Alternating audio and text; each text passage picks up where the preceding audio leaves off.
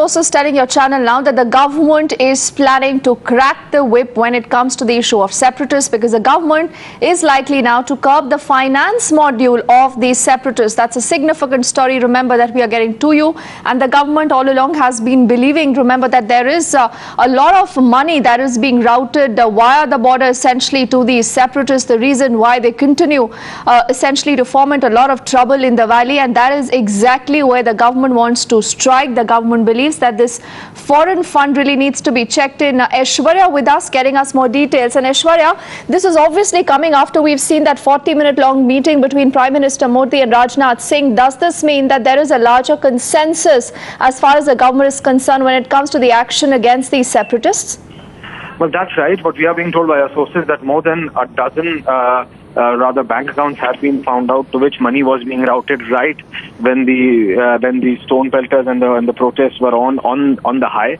But we are being told there is a direct connection now which has been found out by the Indian intelligence agencies between these accounts and then certain senior separatist leaders, and this is something which is really disturbing for the government, both the central government and the state government. What we are being told that that news is going to be tightened across all separatist leaders, not even one against whom even there is slightest of evidence that they were involved directly or indirectly in these violent protests. They are not going to be let off. Thus, serious action is to be taken against these leaders. Now, government feel that there is a direct pumping of money. The whole finance module has been busted as of now because there has been at least 248. That's an exact figure according to our sources.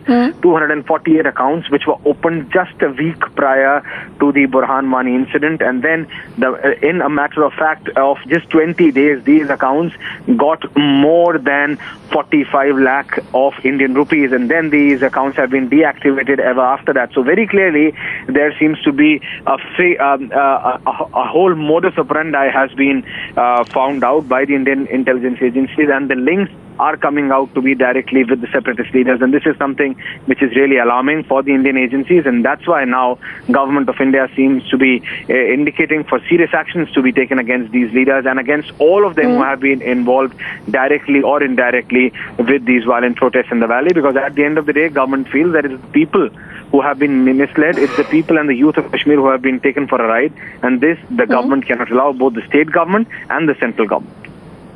And you know, Aishwarya, do we have any bit of idea about where this money then really came from? What is the source of all this funding?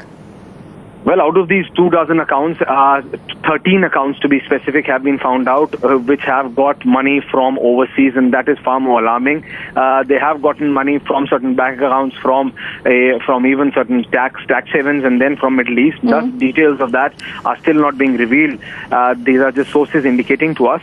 Thus, specifics are to be revealed within the next few days, we are being told. But as of now, because government does not want to give any heads-on to these people, they want them to be behind bars first and then details to be coming out. They don't want them any chance to evade the law authorities, and that is why we are being told that the whole module have been busted as of now, and there are more than 6 senior leaders from the valley who have been directly or indirectly involved in this financial module, which has helped in a large way supporting this violent protest which has been on for more than 55 days in the valley. And you know, Aishwarya, what you're telling us is actually important, because this actually then indicates that there could be a shift in policy as far as New Delhi is concerned, because the government obviously wanting to go on an offensive, marginalize these separatists. But what about the PDP? Is the PDP on board? Do we know, would the PDP actually agree with what the government is wanting to do? Because the PDP actually believes that talking to the Hurriyat is a point actually on the agenda of alliance between the two in Jammu and Kashmir.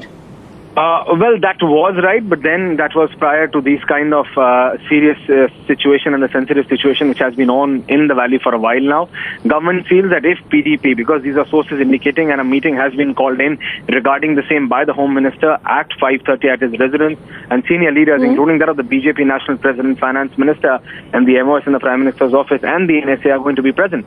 So the government has made up its mind. Let that be very clear. Government has made it clear that they are not going to give even an iota of a space to to these separatist leaders, to anyone for that matter. And if PDP is on board, it's well enough. If PDP is not, then they have to understand that there cannot be any compromise on national security. There cannot be any compromise on the issue of